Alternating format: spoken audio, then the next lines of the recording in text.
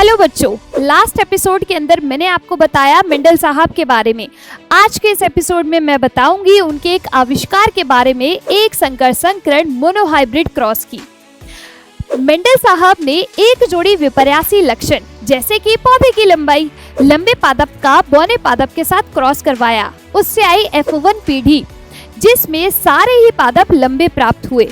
अब इन F1 पीढ़ी के पादपों का स्व निषेचन कराया तो आई F2 पीढ़ी जिसमें उन्होंने देखा कि कुछ यानी कि 25% बौने पादप भी प्राप्त हुए।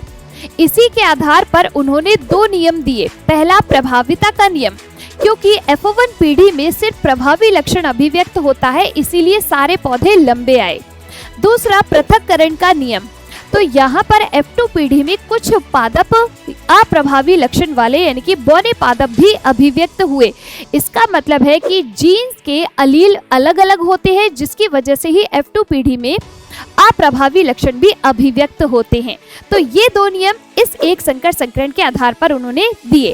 अब आप मुझे कमेंट के अंदर बताएंगे कि एक संकर संकरण का F2 पीढ़ी का जीनोटाइप और फिनोटाइप क्या होता है। इसी तरह के एपिसोड के लिए बने रहिए, कमेंट कीजिए, लाइक कीजिए और शेयर कीजिए। Thank you.